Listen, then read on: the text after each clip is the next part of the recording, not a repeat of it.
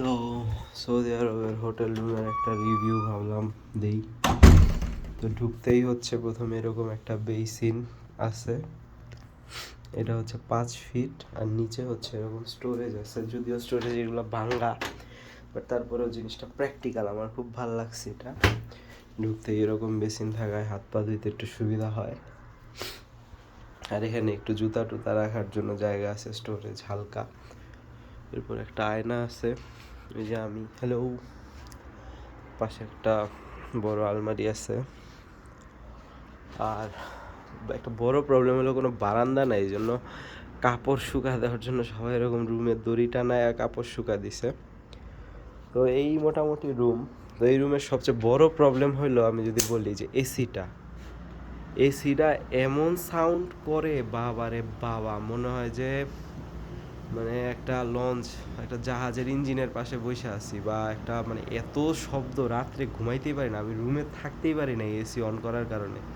On করলে মনে করেন যে আমি রুম থেকে বের হয়ে যাই, এত শব্দ করে। সাউন্ডটা শোনানোর জন্য আর কি আপনার একটু দেখাইলাম। একটা বারান্দা থাকলে খুব ভালো হতো, তাহলে এই যে এই সব মানে একটা রুমের সাথে একটা বারান্দা আসলে সবসময়ই লাগে, যেটা আমি এই রুম এখানে আইসা খুব বেশি ফিল করছি। নইলে এই যে কাপড়গুলো সব এভাবে দড়ি টানায় টানায় রুমের ভিতরেই ঝুলায়।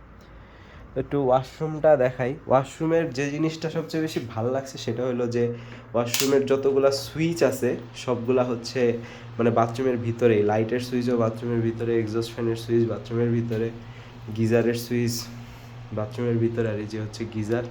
তো এটা হচ্ছে যে একটা আয়নাই আছে, এটার সাথে যে আরেকটা জুম ইন করা আয়না থাকে ওটা নাই। আর এই সব সৌদি আরবের হোটেলে হচ্ছে কোনো অ্যামিনিটিস দেয় না। টয়লেটটা হচ্ছে 5 ফুট 6 বাই 5 ফুট 6 ইঞ্চি। এটা হচ্ছে নর্মাল একটা বেসিন। কলটা নষ্ট, সৌদি আরবের যে কয়টা কল আছে প্রত্যেকটাই নষ্ট। এটা হচ্ছে কমোডটা হাইড্রোলিক, সিম্পল কল আর কি, মানে কম খরচের বলা যায় আর কি, সস্তা। এটা হচ্ছে গোসলের শাওয়ারের কলটা, এটাও নষ্ট, ভাঙাচুরা আর কি, কাজ করে না ঠিক মতো। তো আইডিয়াটা বেশ ভালো লাগছে। পানি খুব দ্রুত যায়, মাঝখানে হচ্ছে এরকম পানি বের করার জন্য ব্যবস্থা আছে। আর ছোট্ট একটা মিনি ফ্রিজ আছে। তো নিচে হজের ইনস্ট্রাকশনে দেখলাম লেখা যে আপনি চাইলে সৌদি আরবে রান্না করতে পারবেন, কিন্তু অ্যাকচুয়ালি সৌদি আরবে আসলে কিন্তু আপনারা রান্না করতে দিবে না। কিন্তু রুমে একটা এরকম মিনি ফ্রিজ দেওয়া আছে, আপনি চাইলে হচ্ছে কিছু কিছু পাতিল পাওয়া যায়, ইলেকট্রিক পাতিল, ওগুলায় ডাইরেক্ট চাল ডাল দিয়ে রান্না করা যায়, করতে পারেন। আর এটাই হচ্ছে রুমটা। তো আমি রুমে আইসা একদিনও ঘুমাইতে পারি নাই এসির শব্দের কারণে। মোটামুটি চিপ হোটেলের ভিতরেই বলা যায়, সরকারিভাবে। যাই হোক, তারপরে থাকার আর কি একটা ব্যবস্থা আছে। আমি প্রত্যেক দিন গিয়ে লবিতে বসে থাকি। লবিতে যে নতুন টেকনোলজির সাইলেন্ট এসিগুলো আছে, আর পাওয়ার কেবলও খুব বেশি একটা নাই। হয়তো যদি ইলেকট্রিক পাতিল আনেন তাহলে নিজে রান্না করে খাইতে পারেন, নাহলে একবেলা কিনা খাইতে গেলে আপনার 500-600 টাকা খরচ হবে। আর এই রুমে স্টোরেজের পরে 4টা বেড, আর হচ্ছে বেড 4টা, কিন্তু টেবিল মানে বেড সাইড টেবিল আছে 2টা, এই আর কি মোটামুটি। আর 2টা জানালা আছে। সৌদি আরবে এত গরম, আর এই জানলার রডটা একটু ভাঙা। সৌদি আরবে এত গরম যে খুইলা হাত দিলে মনে হয় যে হাতে এয়ার ব্লোয়ার দিয়া হেয়ার ড্রায়ার দিয়ে হাওয়া দিতেছি। এই হোটেলে যদিও হেয়ার ড্রায়ার নাই। আর এদিকে হচ্ছে আরেকটা জানালা। সৌদি আরবে প্রচুর পাহাড়, lot of mountains, as you can see. এই যে পাহাড় দেখা যায়, আর এখানে একটা টানেল রোড আছে, পাহাড় কাইটা কেটে রাস্তা বানানো।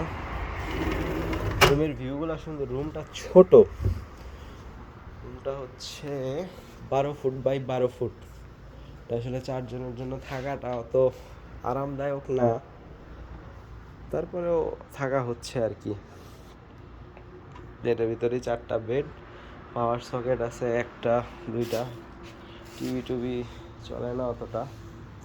তারপরে একটা টিভি আছে, কিন্তু একবার অন করে দেখা হয়নি টিভিটারে। তো এই ছিল হোটেলের রিভিউ।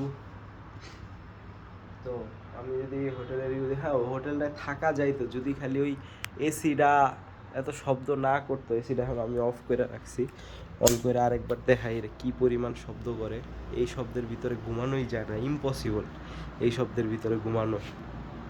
শব্দ আর এসিটা ঠিক মতো ঠান্ডা হয় না, এটা মনে হয় 30-40 বছরের পুরনো এসি।